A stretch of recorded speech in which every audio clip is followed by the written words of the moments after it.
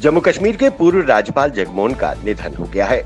94 वर्षीय पूर्व राज्यपाल कुछ दिनों से बीमार चल रहे थे। दिल्ली में उन्होंने अंतिम सांस ली। पूर्व राज्यपाल के निधन पर प्रधानमंत्री नरेंद्र मोदी ने ट्वीट किया, जगमोहन जी का निधन हमारे राष्ट्र के लिए बहुत बड़ी क्षति है। वो अनुकरणीय प्रशासक व प्रसिद्ध विद्वान थे।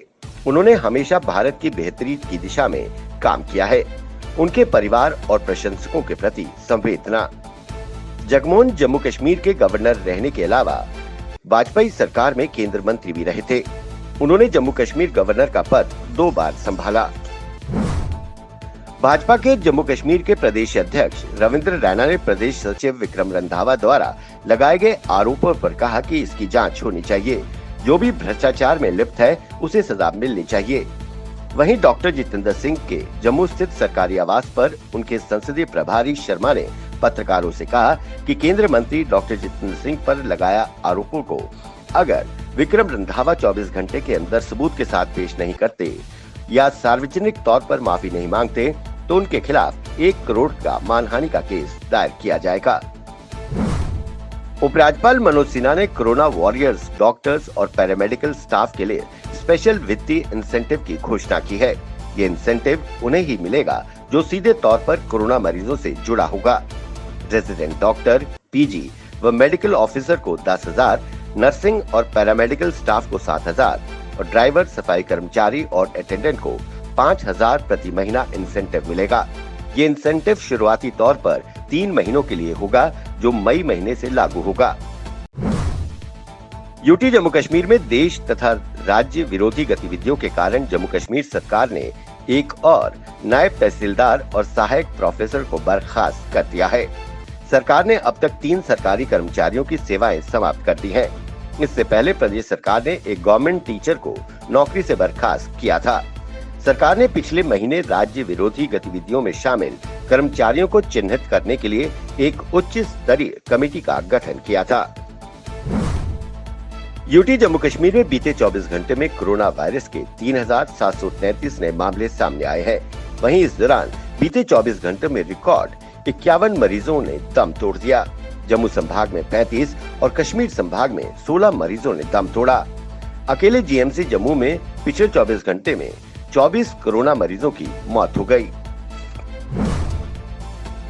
धर्मनगरी कटरा में माता वैष्णो देवी की यात्रा पर भी कोरोना का असर साफ नजर आने लगा है। अब यात्रा सिर्फ 500 श्रद्धालुओं तक ही सीमित हो गई है। कोरोना के कारण लोगों ने यात्रा की तरफ रुख कम कर दिया है। वहीं लखनपुर में बाहर से आने वाले भक्तों को काफी प्रक्रियाओं से गुजरना पड़ रहा है। ऐसे में माता के श्रद्धालुओं में गिरावट दर्ज की जा रही है। वहीं एसएसपी रियासी शैलेंद्र सिंह ने कहा कि फिलहाल यात्रा चल रही है।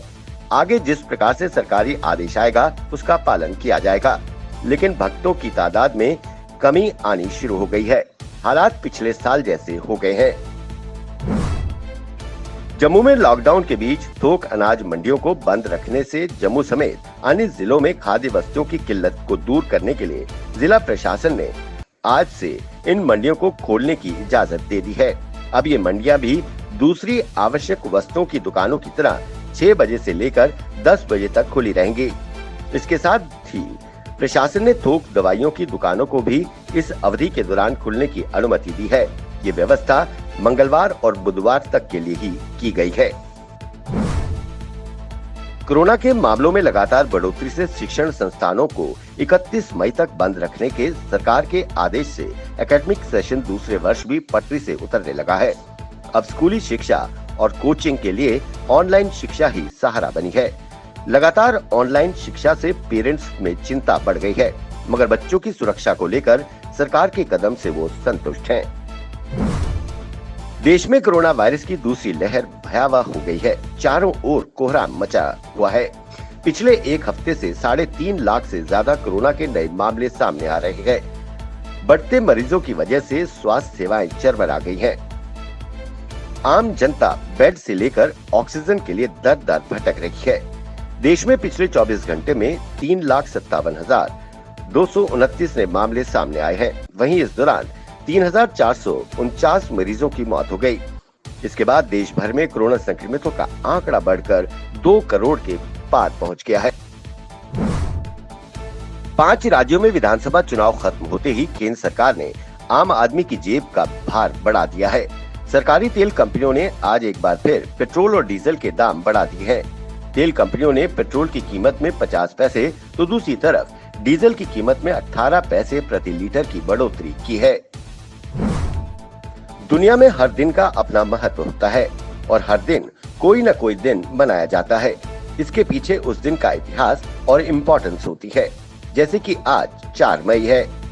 इस दिन दुनिया भर में फायर फाइटर दिवस यानी अंतर्राष्ट्रीय अग्निशमन दिवस मनाया जाता है। इस दिन फायर फाइटर का सम्मान किया जाता है। ये पहली बार 1999 में बनाया गया था, जब ऑस्ट्रेलिया में आग बुझाने के लिए एक टीम वहां गई थी। अलग दिशा से तेज हवा चलने से टीम के 5 सदस्यों की मौत हो गई थी। इसके बाद हर साल इन सभी के सम्मान में 4 मई को अंतर्राष्ट्रीय फायर फाइटर डे मनाया जाने लगा। जम्मू कश्मीर में कोरोना संक्रमण के लगातार बढ़ रहे मामलों के बीच मरीजों के लिए आईसीयू बिस्तर कम पड़ने लगे हैं। मेडिकल कॉलेज जम्मू और सहायक अस्पतालों के बिस्तर 80% से अधिक भर गए हैं। जिन मरीजों को डॉक्टर आईसीयू में भर्ती करने को कह रहे हैं, उन्हें सबसे अधिक मुश्किल आ रही है। वहीं इसके विपरीत पिछले वर्ष पीएम केयर फंड से आए वेंटिलेटर कई अस्पतालों में धूल फांक रहे हैं। उन्हें दिखाने के लिए लगाया गया है, लेकिन पर्याप्त टेक्निकल स्टाफ न होने और ऑक्सीजन की सप्लाई न होने के कारण ये वेंटिलेटर काम नहीं कर रहे हैं। इस कारण सरकारी आंकड़ों में आईसीयू बिस्तरों की संख्या तो बहुत है, मगर वहां पर मरीजों को भर्ती नहीं किया जा रहा है। जम्मू में कोरोना संक्रमितों का आंकड़ा तेजी से बढ़ रहा है। वहीं कोरोना से होने वाली मौतों में भी जम्मू सबसे आगे है।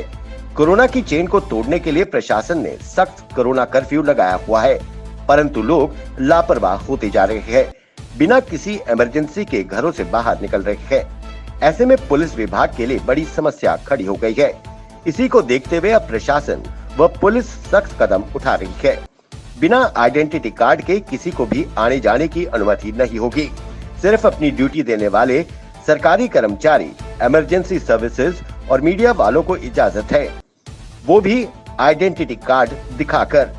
लोगों को पुलिस का सहयोग करना चाहिए। घरों में रहें, सुरक्षित रहें, प्रशासन का पूरा सहयोग करें।